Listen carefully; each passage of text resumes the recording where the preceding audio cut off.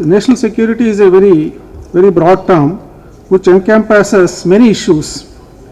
We all know that national security is such a vast term that on each topic there used to be 1 week seminar in some of these defense colleges and then police establishments. When we got independence, ours is a very food deficit country. So we used to import food grains from US.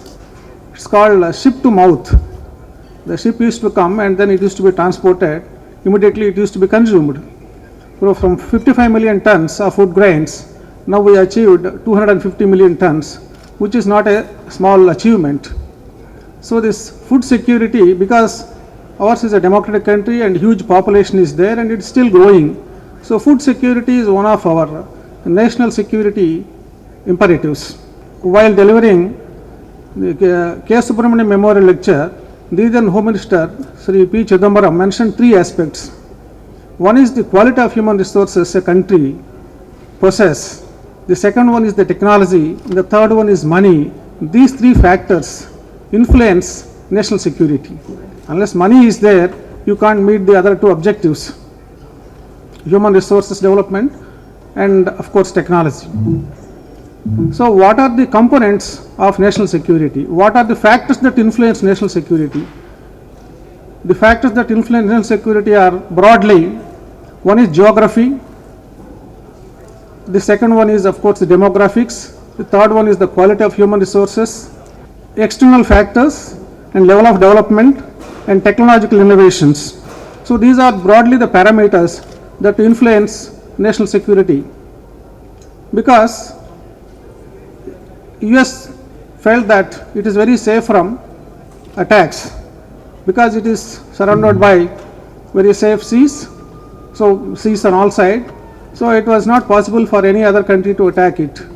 But this 9/11 has catapulted that sort of thinking. Apart from these factors that influence, what are the major security challenges for the country? One is of course the food security. The second one is about the economic security, energy security, because much of our energy comes from fossil fuels. Almost 70% of that we import from Middle East and other countries. If there is a threat to the sea lanes, our energy security gets compromised, because the linkages between one security and other security are important.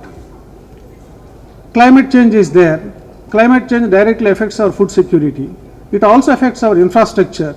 Recent that Hudud cyclone is an example.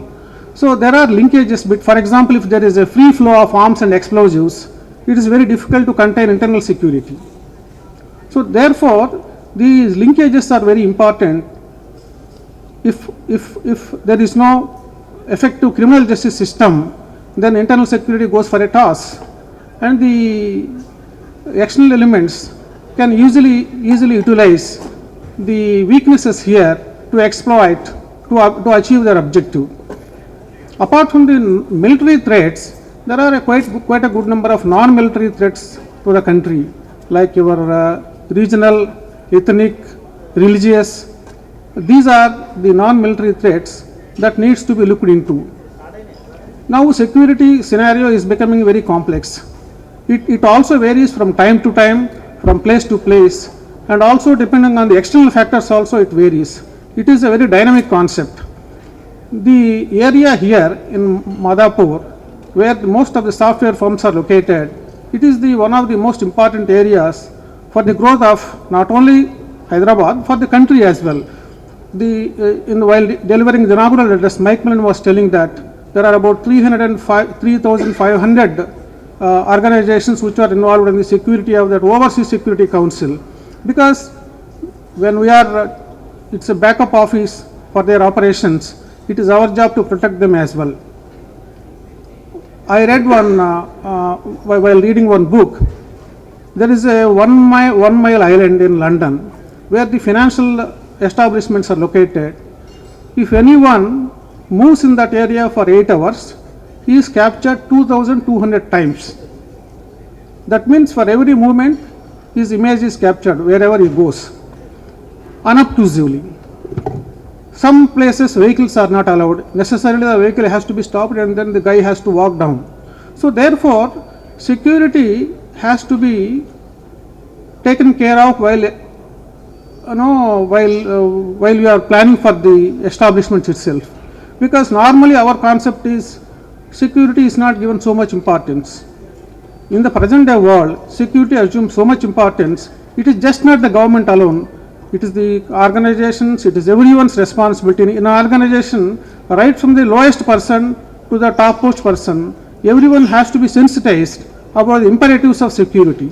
Otherwise, we are going to compromise the security of not only that establishment, it has implications for other security of nation as well.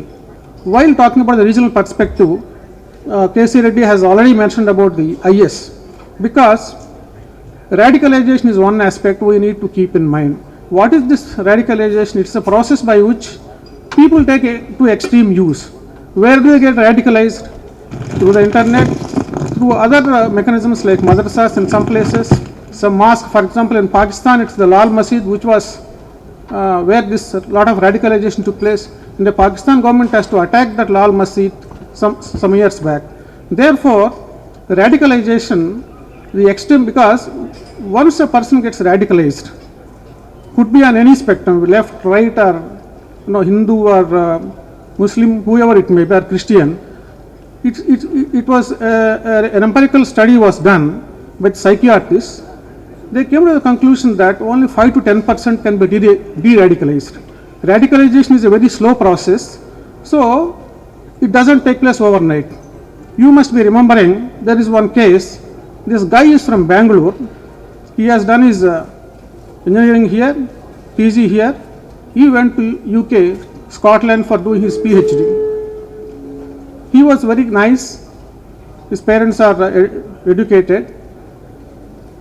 After going to the UK, after listening to the speeches, preachers there, he got radicalized. He's a highly educated guy. He has got world view.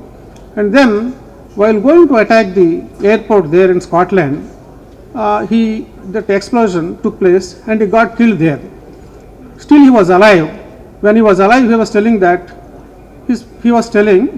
let me die. When the police went there to rescue him, he was telling that let me die, let me go to the heaven. So that means you can understand the level of radicalization that went into his mind. So it is our responsibility, not only the security establishment responsibility, it's the responsibility of everyone engaged in the running these organizations, be it security personnel, be it operations manager, be it HR managers, be it financial managers, whoever it is there in the organization, to look to those elements and see that they shouldn't get radicalized. So this is what I mean to say is that just now Mr. Arwali told that it is a holistic concept. So everyone needs to get involved in this, because this key vital installation security assumes importance in the present day world. Be it transportation, be it our nuclear establishment, be it our space establishments, financial establishment. While delivering the inaugural lecture, Mike Mullen was also mentioning about protection of your intellectual property, financial resources and personal information. So therefore, it's that awareness, that sensitization is required in every one of us about this. So conferences like these and probably seminars, so that would give, that it will build up the awareness. It will make us to realize the importance of security. So I take this opportunity once again to thank the organizers for inviting me to participate in this conference. Thank you very much.